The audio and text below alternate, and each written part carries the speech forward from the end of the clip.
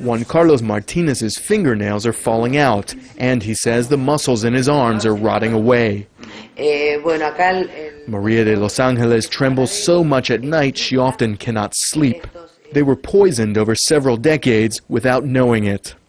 The tap water in their town, Pehuajó, is contaminated with arsenic, a naturally occurring chemical that sometimes seeps into groundwater. I stopped working 2 years ago. After 3 or 4 days of work, I would have to rest for 10 because my arms would swell up. For years, doctors misdiagnosed Juan Carlos and Maria.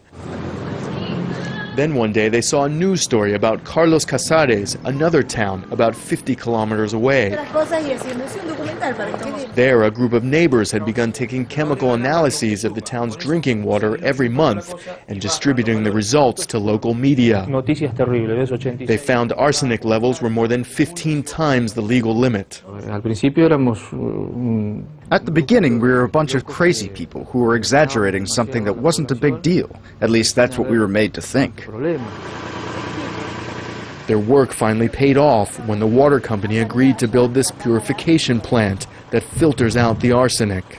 There are dozens and dozens of communities like Carlos Casares in the province of Buenos Aires, small farming towns in the middle of Argentina's famed Pampas agricultural region. A university here took samples in 33 areas of the province, and it found that in every single one of them there was arsenic in the drinking water above the legal limit. Marta Litter says there is no one institution or group working on Argentina's arsenic problem.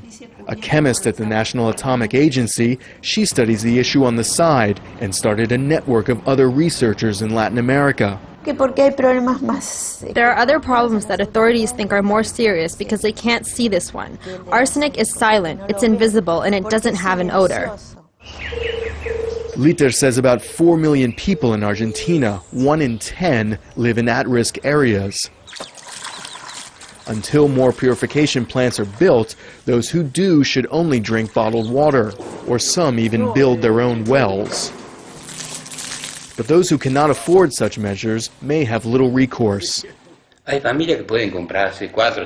really angers me is that there are families who have to buy 4 or 5 jugs of water a week. Some of these families have 4 or 5 children, and sometimes they don't have enough money for food.